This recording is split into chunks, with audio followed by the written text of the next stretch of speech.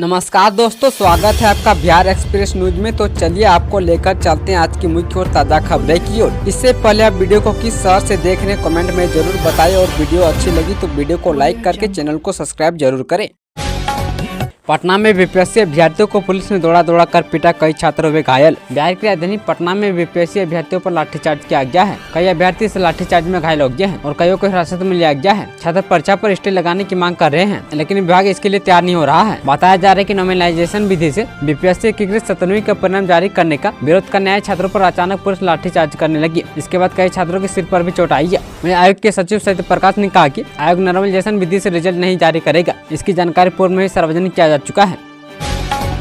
तेजस्वी ने कर दिया दिल खुश करने वाला ऐलान। बिहार में विधानसभा चुनाव से पहले आरजेडी नेता तेजस्वी यादव ने केजरीवाल वाला दांव खेल दिया है। उन्होंने कहा कि महागठबंधन की सरकार बनती है तो हर परिवार को 200 यूनिट बिजली फ्री देंगे, क्योंकि देश में सबसे महंगी बिजली बिहार में ही मिलती है। यह बातें नेता प्रतिपक्ष तेजस्वी यादव ने बुधवार को मुंगेर में आयोजित कार्यकर्ता संवाद सह दर्शन कार्यक्रम की जिला अतिथि गृह में आयोजित प्रेस वार्ता को संबोधित करते हुए कही। नेता प्रतिपक्ष ने कहा कि कार्यकर्ता संवाद सह दर्शन कार्यक्रम का उद्देश्य जमीनी कार्यकर्ताओं से मिलान तथा उनसे फीडबैक लेना है। इससे जहाँ पार्टी को मजबूती मिलेगी वही संगठन का भी विस्तार होगा। तीसरे चरण के संवाद कार्यक्रम के तहत मुंगेर प्रमंडल के सभी जिलों में जाकर कार्यकर्ताओं से सीधा संवाद स्थापित करेंगे तथा स्थानीय समस्या संग्रह करके उसमें महत्वपूर्ण मुद्दों को चुनावी घोषणा पत्र में शामिल करेंगे। 645 करोड़ महंगा हुआ बिहार का यह बाईपास रोड। बिहार के हाजीपुर मुजफ्फरपुर बाईपास अब 645 करोड़ रुपए महंगा हो गया है। 12 साल पहले जब इस परियोजना की शुरुआत की गई थी तब इसकी लागत मात्र 671 करोड़ थी, लेकिन योजना की लेटल तिथि और तमाम समस्याओं के कारण लागत बढ़कर अब 1316 करोड़ रुपए हो गई है। अमृतलाल मीणा को जो रिपोर्ट भेजी है उससे इस परियोजना की लागत लगभग दोगुनी होने का मामला सामने आया है। रिपोर्ट में बताया गया परियोजना को 6 फरवरी 2013 को पूरा होना था, लेकिन अब इसे 31 दिसंबर तक पूरा करने का लक्ष्य तय किया गया है। बेगूसराय बना देश का नंबर 1 जिला, 111 शहरों को छोड़ा पीछे। आकांक्षी जिलों में बिहार के बेगूसराय ने उल्लेखनीय प्रदर्शन किया है। नीति आयोग द्वारा की गई 112 आकांक्षी जिलों की रैंकिंग में बेगूसराय देश में प्रथम स्थान पर रहा है। नवादा, सीतामढ़ी, बांका और जमुई भी टॉप 10 जिलों में सम्मिलित है। रैंकिंग में नवादा को तीसरा, सीतामढ़ी को चौथा, बांका को छठा और जमुई को 10वां स्थान मिला है। आकांक्षी जिलों की सूची में बेगूसराय लगातार अपने रैंकिंग को सुधार रहा है। कई पैमानों पर प्रदर्शन के आधार पर रैंकिंग होती है। शिक्षा, स्वास्थ्य और बुनियादी ढांचा आदि के क्षेत्र में बेगूसराय ने उल्लेखनीय सुधार किया है। शिक्षा क्षेत्र में तो देश में शीर्ष स्थान पर रहा है। केंद्र योजना, स्थानीय प्रशासन के प्रयासों और निजी संगठनों के सहयोग से ऐसा संभव हुआ है। बिहार के इन 12 अस्पतालों में होगी डीएनबी की पढ़ाई। बिहार के 12 अस्पतालों में डिप्लोमा ऑफ नेशनल बोर्ड की पढ़ाई के लिए मान्यता मिली है। इनमें 8 जिला अस्पताल, 2 सुपर स्पेशलिटी अस्पताल और 2 मेडिकल कॉलेज अस्पताल शामिल है। इन संस्थानों में 49 सीटों पर नामांकन की मान्यता दी गई है। मेडिकल एजुकेशन के क्षेत्र में राज्य की महत्वपूर्ण उपलब्धि है। एसकेएमसीएच मुजफ्फरपुर में एनेस्थेसिया, बायोकेमिस्ट्री, फॉर्सिंग मेडिसिन विषय में 2 एवं मातृ एवं प्रसूति रोग विषय में 10 सीटों पर नामांकन हो चुका है। पाठ्यक्रम की पढ़ाई जल्द शुरू होगी, जबकि शेष 8 जिला अस्पताल, 2 सुपर स्पेशलिटी अस्पताल एवं 1 मेडिकल कॉलेज में नामांकन की प्रक्रिया शुरू हुई है। स्वास्थ्य विभाग के डीएनबी प्रोग्राम के सलाहकार प्रभाकर सिन्हा के अनुसार जल्द ही राज्य के 19 सरकारी अस्पतालों में डीएनबी की पढ़ाई शुरू करने के लिए मान्यता मिलेगी। इन चिकित्सा संस्थानों में 18 जिला अस्पताल एवं 1 मेडिकल कॉलेज अस्पताल शामिल है।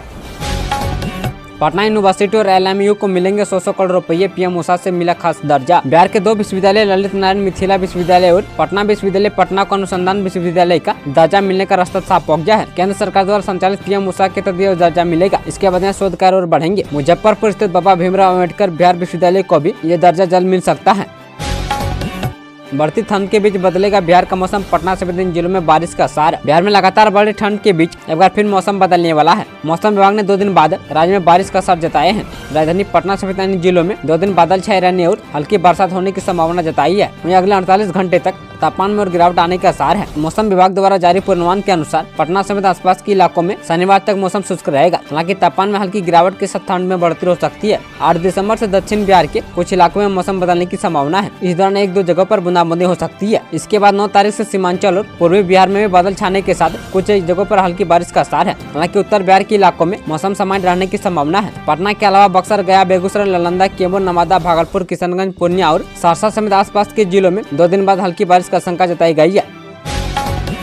2.4 क्विंटल गांजा के साथ 2 तस्कर गिरफ्तार। पश्चिम चंपारण जिले के बगहा में पुलिस ने 2 क्विंटल गांजा के साथ 2 लोगों को गिरफ्तार किया है। पुलिस को यह सफलता चौतरवा थाना और डीआईयू की संयुक्त कार्रवाई में मिली है। ये जानकारी बगहा एसपी सुशांत कुमार सरोज ने दी है। एसडीपीओ कुमार देवेंद्र ने बताया कि गिरफ्तार लोगों में एक बादल यादव है जो सिवान जिला का निवासी है, तो दूसरा राजू यादव धना थाना के दोना गाँव निवासी है। एसपी ने बताया कि गिरफ्तार लोगों से पूछताछ के बाद गांजा तस्करी से जुड़े मामलों का खुलासा हुआ है।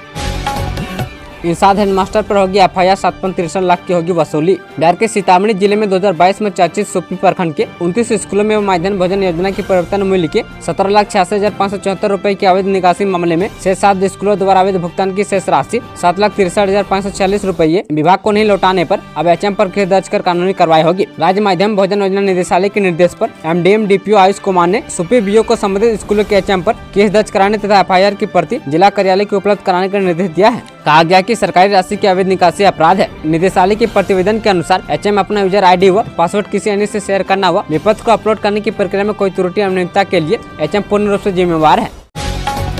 रेडीमेड कपड़ों के शौकीन है तो जान ली यह खबर, इस वजह से बढ़ सकती है कीमत। बिहार समेत देश भर में महंगे रेडीमेड कपड़ों पर GST की दर में बढ़ोतरी हो सकती है। GST काउंसिलिंग महंगे रेडीमेड कपड़ों पर GST की दरें बढ़ाने पर विचार कर रही है। जानकारी के अनुसार 2 दिसंबर को हुई GST काउंसिलिंग की बैठक में सिले सिलाई कपड़ों पर GST की दरों के लिए 3 स्लैब निर्धारित करने का सुझाव दिया गया है। इसका असर रेडीमेड कपड़ों की कीमतों पर भी प्रभाव पड़ सकता है। इसे लेकर बिहार के मुख्यमंत्री सह वित्त मंत्री सम्राट चौधरी की अध्यक्षता वाले मंत्रियों के समूह ने यह सुझाव दिया है। इसमें 1500 रुपए तक की कीमत वाले रेडीमेड कपड़ों पर 5% में 1500 से 10,000 रुपए की कीमतें वाले पर 18% और 10,000 रुपए से अधिक कीमत वाले कपड़ों पर 28% GST लगाने की सिफारिश की गई है। बिहार के सरकारी शिक्षकों के लिए खुशखबरी, ट्रेनिंग को लेकर शिक्षा विभाग ने किया बड़ा ऐलान। बिहार के सरकारी विद्यालय में कार्यरत शिक्षकों को अब सेवाकालीन परीक्षण के लिए दूसरे जिलों में नहीं जाना पड़ेगा। सभी शिक्षकों को सेवाकालीन परीक्षण उनके वर्तमान पदस्थापन के जिला में आयोजित की जाएगी। इससे शिक्षकों को परीक्षण लेने में आसानी होगी। वहीं सरकार को भी परीक्षण पर होने वाले खर्च में कमी आएगी। शिक्षकों को परीक्षण की इस व्यवस्था को अगले साल जनवरी से लागू किया जाएगा। शिक्षकों को परीक्षण हेतु 1 सप्ताह पहले सूचना दी जाएगी। महत्वपूर्ण बात यह कि सेवाकालीन परीक्षण के दौरान शिक्षकों का प्रत्येक दिन में 3 बार बायोमेट्रिक हाजिरी लगानी होगी। बायोमेट्रिक हाजिरी के आधार पर ही शिक्षकों को सेवाकालीन परीक्षण पूर्ण करने से संबंधित प्रमाण पत्र निर्गत दिया जाएगा। इस व्यवस्था को लागू करने हेतु राज्य शिक्षा शोध एवं परीक्षण परिषद ने शिक्षा विभाग के अपर मुख्य सचिव डॉक्टर सिद्धार्थ को अनुरोध पत्र भेजा है। इन 10 जिलों में बनेंगे नए हवाई अड्डा, जानिए कहां तक पहुंचा काम।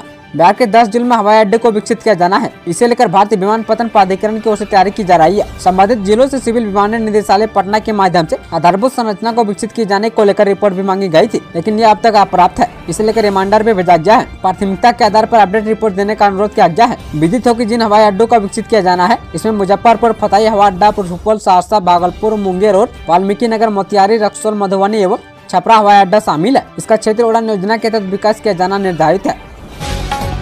बिहार की राजधानी में इन लोगों की संपत्ति बेचने पर रोक, पटना नगर निगम का बड़ा फैसला। बिहार की राजधानी पटना में जमीन खरीदना और बेचना मना हो गया है। पटना नगर निगम ने संपत्ति कर न चुकाने वालों पर बड़ी कार्रवाई की है। इससे लोग अब अपनी संपत्ति नहीं बेच पाएंगे। निगम ने खरीद बिक्री के लिए संपत्ति कर की रसीद दिखाना अनिवार्य कर दिया है। यह फैसला 4 दिसंबर 2024 को लिया गया। इसमें निगम को राजस्व में बढ़ोतरी की उम्मीद है। साथ ही संपत्ति कर की चोरी पर भी लगाम लगेगी। पटना नगर निगम ने संपत्ति कर नहीं देने वालों के लिए बड़ा फैसला सुनाया है। अगर आपने संपत्ति कर नहीं भरा है तो अब आप अपनी संपत्ति, घर, मकान या संस्थान नहीं बेच पाएंगे।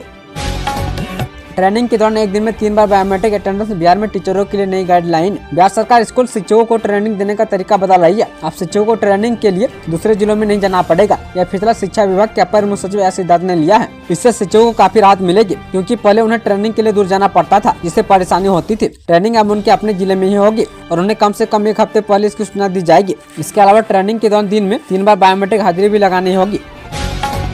पप्पू यादव ने संसद में उठाया BPL परिवारों का दर्द, सरकार पर लगाए गंभीर आरोप। बिहार के पूर्णिया से सांसद पप्पू यादव आज संसद में BPL परिवारों को मुद्दा उठाते हुए सरकार को कटघरे में खड़ा कर दिया। सांसद पप्पू यादव ने कहा कि गरीबों को बिजली का नया कनेक्शन लेने के लिए वित्तीय बोझ उठाना पड़ रहा है। इसके साथ जो स्मार्ट मीटर लगाया गया है वह बहुत ही खतरनाक है। संसद में सांसद पप्पू यादव के सवाल का जवाब देते हुए केंद्रीय मंत्री मनोहर लाल खट्टर ने कहा कि देश भर के प्रत्येक गाँव में बिजली पहुँचाने के लिए कई योजनाएं हम लोग चला रहे हैं। कुछ राज्यों में 2-3 अपवादों को छोड़ दे तो देश के हर कोने में बिजली पहुँच चुकी है। यह योजना 2022 में शुरू हो गई। 1 साल में इसके नतीजे भी दिखने लगेंगे। सांसद पप्पू यादव इससे पहले रेलवे में सुधार और उनके विकास को लेकर भी लोकसभा में मुद्दा उठाया। पप्पू यादव के सवाल पर रेल मंत्री अश्विनी वैष्णव का अपना माथा पकड़ा वीडियो भी सोशल मीडिया पर वायरल हो रहा है। पप्पू यादव ने रेलवे के GM और DRM समेत अधिकारियों के व्यवहार पर भी सवाल खड़े किए हैं। इसके साथ ही उन्होंने रेलवे की एक बड़ी समस्या का भी मुद्दा उठाया। बिहार में अब तेज होगी पछुआ की रफ्तार, इन जिलों में बारिश बढ़ाएगी ठंड। बिहार में अभी भी कड़ाके की ठंड नहीं पड़ रही है, लेकिन दिन और रात में हल्की ठंड का एहसास हो रहा है। मौसम विभाग के मुताबिक शनिवार से दिन के तापमान में गिरावट होगी और रात के तापमान में बढ़ोतरी हो सकती है। शुक्रवार को रात के तापमान में मामूली गिरावट होगी। वहीं अधिकतम तापमान में कोई बदलाव नहीं होगा। शनिवार से न्यूनतम तापमान में 3 डिग्री सेल्सियस तक की बढ़ोतरी और अधिकतम तापमान में 2 से 3 डिग्री सेल्सियस तक की गिरावट की संभावना है।